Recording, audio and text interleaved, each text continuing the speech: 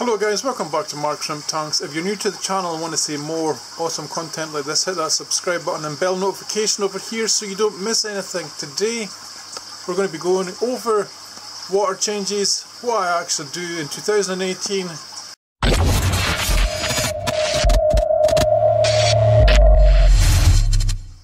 Okay, before I actually go on to show you how I do a water change, I think it's important that I explain why you have to do water changes, because shrimp are very susceptible to poisoning in the water from things like nitrate. Now I know I dose nitrate as well, but it's not just nitrate that you're taking out when you do a water change. You're taking out any organic pollutants as well. Okay, so it's important that you take out a lot of the toxicity in a tank, you remove any heavy metals like stuff through water changes, and then you replace minerals and all the good stuff back into the tank for the shrimp's benefit, right?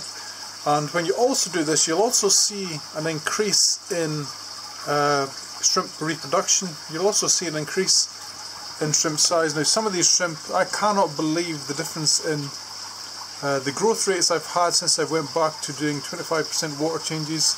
I'm seeing a lot of berry shrimp in here. Just today, for an example, as well, I have lots of little zebra pintos running around in here. I have zebra pintos in here as well. So the water changes and food regime I'm doing now seem to be right on the ball. So let's get right into it, I think. Okay guys, one of the things I like to do with all of my tanks regarding water changes is I like to mark my tanks, just because it makes it a lot easier than me trying to recalculate how much water I should take out of a tank every single time around. I'm going to show you the marks so you can see this is where I've been trying like 10%, 20%, 25% and so on. So you can see the marks. The biggest one is the 25%, so we're going to do it on one of the smaller tanks down here. You can also see the marks here in the middle of the tank and in the middle of the tank. And the way I like to do it, guys, is I like to measure from the top of the water when your tank is at its fullest point to the top of the gravel. Alright, so let's zoom it a little bit. So here is half, you see it? And half of this is here.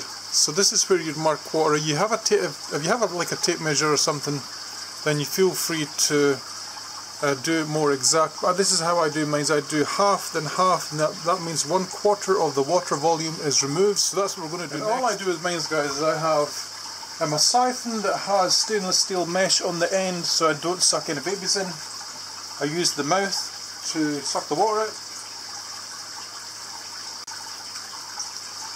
And then I take down the water until it's at its quarter mark. Okay, and I put this water into buckets. You can see here. And I have two here just in case one isn't enough. Okay, so let me take you over here to where I prepare my water. This is my storage bin where my RO water is collected. It has a float valve on the inside here that switches itself off so the bin doesn't overflow with water. I will typically leave this bin to sit at least for 24 hours for the water inside to get to the same temperature as the tanks in the room. Okay, so for me that's about 23-24 degrees Celsius. And then I add this salty B mineral here, GH+.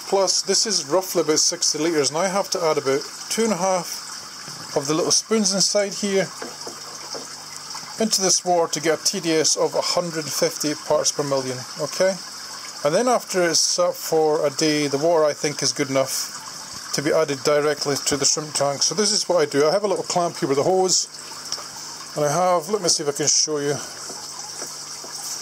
I have a circulation pump in here that puts the water through this pipe here. Now this pipe I have it set up so that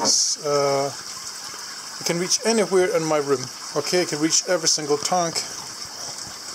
So let me take it out and I'll just show you. Sometimes there's an air blockage in here so the water doesn't come out, but you can see here the water comes out, no problem. And this is the flow that fills my tanks. Okay, so all I do is I put my finger over the end like this. I carry it to whichever tank I want to fill up,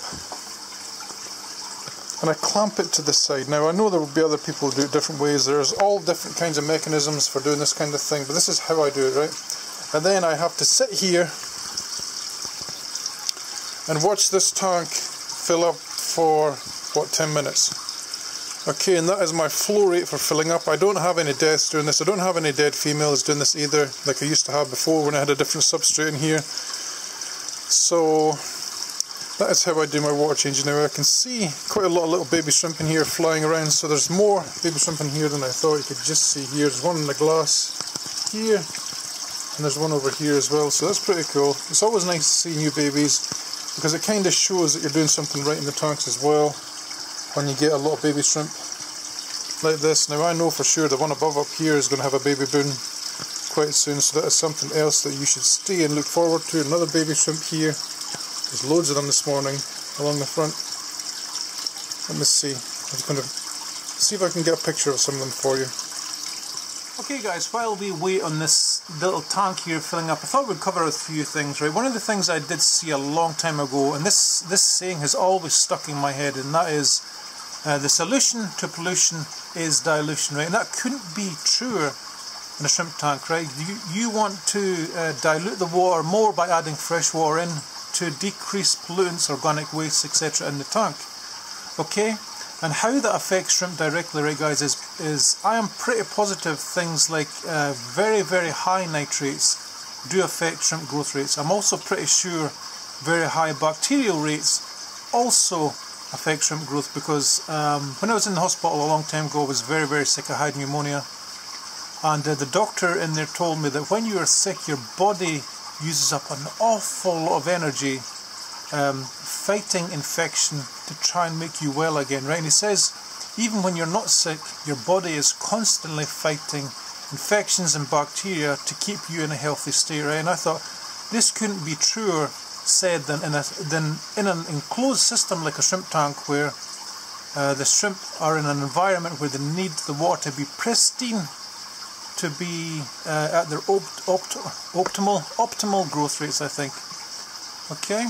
Let me know what you guys think in the comment section below about that, because it's quite interesting. I can't actually find an awful lot of stuff to document fish growth rates in regarding to water changes and stuff. I couldn't really find a lot about it, but there is definitely a noticeable difference when you do more water changes.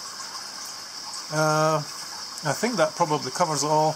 I hope you've enjoyed today's video, guys. If you have any questions at all, please feel free to leave a comment in the comment section below. I want you guys to all have fun and spread the word of shrimp keeping love all across the world, and I'll catch you in the next one, okay? Happy shrimp keeping, guys.